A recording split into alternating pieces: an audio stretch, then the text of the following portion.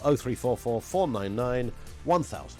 Ian Collins, weekday afternoons from 1 on Talk Radio. So let's go back into that story. Health Secretary Matt Hancock responding to MPs after being accused of lying 15 to 20 times. He should have been fired.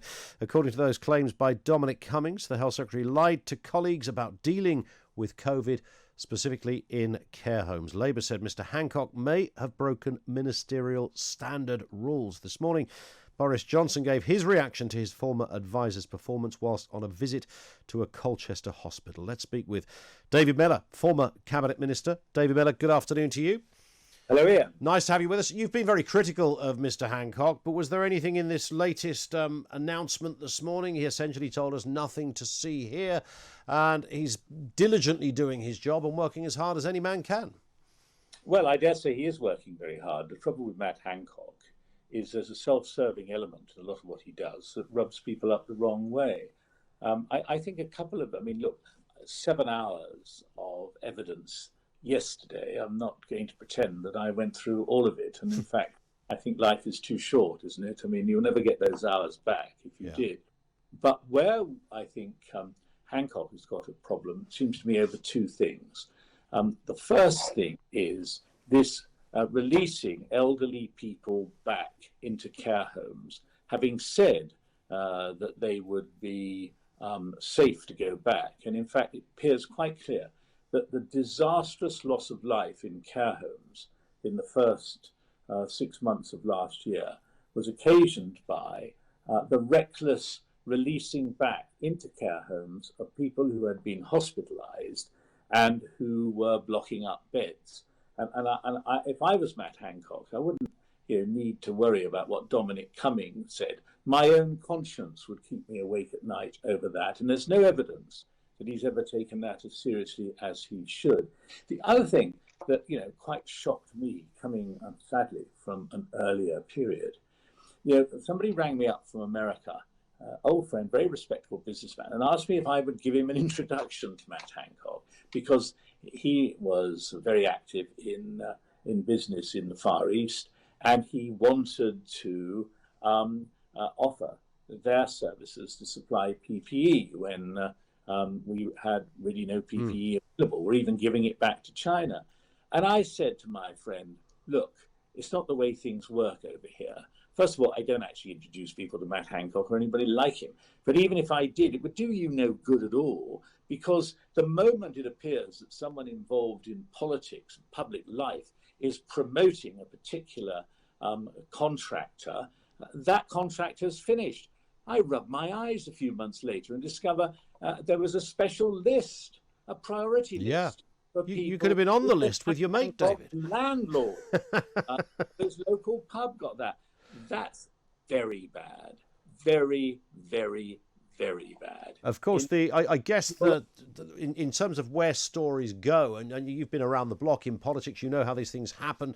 One day you're the centre of something, the next day it might disappear, but it's that drip, drip, drip effect, isn't it? If this carries on for a number of days, is there enough political pressure from elsewhere to keep this going onto Hancock so that he has no choice but to go? I suppose the problem is, it's the engineer and his greasy rag, isn't it? His oily rag. The engineer, Boris, is probably above all of this. Is the oily rag so above it? I've thought for some time that it would be a kindness to Hancock, as well as perhaps, in truth, a kindness to the rest of us, if he was given a rest from his labours and went off somewhere less at the centre of things. And, look, he obviously says it's not true. Well, he would, wouldn't he? The question is, though, what isn't true? Is it true? Let's just focus on one thing. The problem with Dominic Cummings is, he scattered his shot around all over the place. Let's just have, a sort of sniper's bullet here. Matt Hancock, did you knowingly allow elderly people who might have been COVID positive go back into care homes without checking whether they were COVID positive and without taking any special steps to ensure that they did not transmit that virus to other highly vulnerable people? What's the answer to that, Matt? Not a lot of bluster, not a lot of bluster about how unfair it all is. What's the truth of that? Someone needs to pin him back and get that answer. Yeah. Personally, we know full well there were no vaccines around, and we know, I believe we know, and I felt I knew for quite a lot of months now, this was a reckless thing. It showed a reckless disregard for the safety of people, and that is why the care home deaths in Britain were so much higher than they were in most other places. Yeah, although many other places didn't have a good COVID either. And even if you look domestically, David, in Scotland, I mean, Nicola Sturgeon seems armour-plated when it comes to any kind of flack around this. And they run an autonomous health system. Their care home deaths were also pretty grim. Yeah. And that wouldn't be at the doorstep of Mr Hancock. That would be their own health department. Yeah, I couldn't agree more. And as I say, I think that most countries had a bad COVID. But look, you've got to look back at what you do when you're in office. You've got to ask yourself, could we have done any better? I was Minister of Health during the AIDS epidemic, which never became a pandemic, but a lot of people thought it was going to.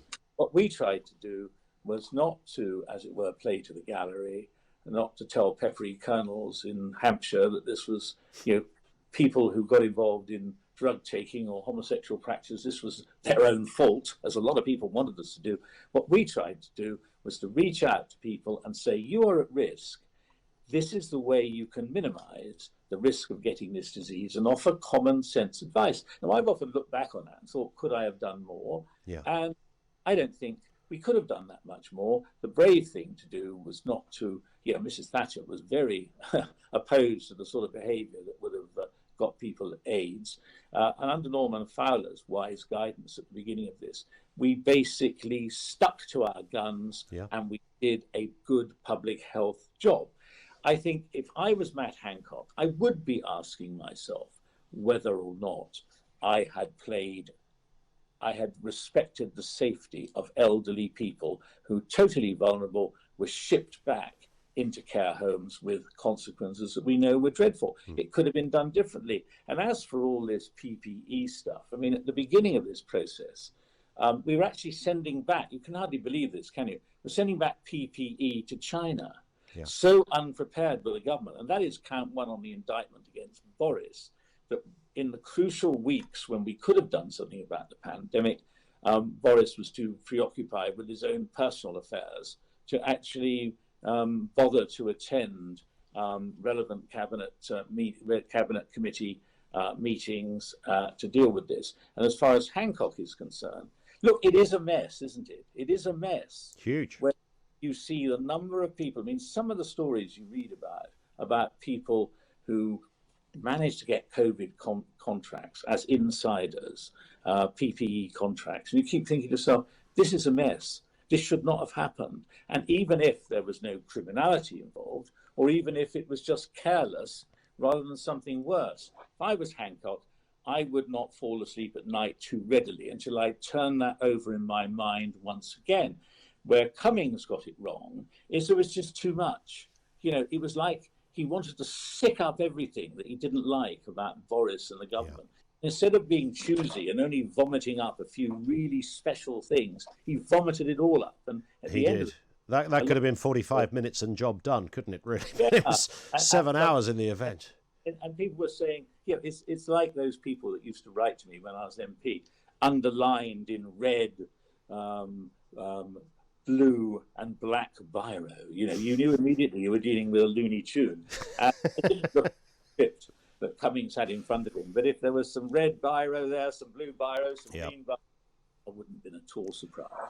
Just a final point, David, while you're on, I'd be failing spectacularly not to ask you this, a crunching gear change in this question. You're a lifelong Chelsea fan. You're probably aware there's a little bit of a meet-up this coming weekend between two English clubs over there in Portugal. What are you thinking? Well, obviously, I would like Chelsea to win, and I would like Chelsea to win in style. If you ask me, because I used at one point to write professionally about football and broadcast about, do I think Chelsea are bound to win? No, I do not. But I think one of the interesting things about this game, first of all, it depends which Chelsea turn up. Will it be that Chelsea was so awful against Aston Villa I practically assaulted my television. I was so angry. Chelsea, that, having lost the FA Cup final, they had a very good win over Leicester. Similarly with Manchester City. Manchester City could put 5 past Chelsea. Make no bones about it. If they really click their possession football and the skill that they have, equally, they've managed to lose their last 2 games against Chelsea. Correct, yeah. I'm in the business of hoping it'll be a third. But I tell you what, this is not a game that anybody who likes football should miss. I think because it's so unpredictable. Was it predictable that Manchester United were going to lose last night? I think it was. Yeah. The question was, they hung on a bit more than I thought they were. It was 11-10 on penalties. But I'm really looking forward to this game. But I will be a mightily relieved man if Chelsea win. And I'm not going to bet the ranch that they will. David, thank you. David Mellor. Stay calm on Saturday, David, whatever you do. Former Cabinet Minister, of course, with us here on Talk Radio.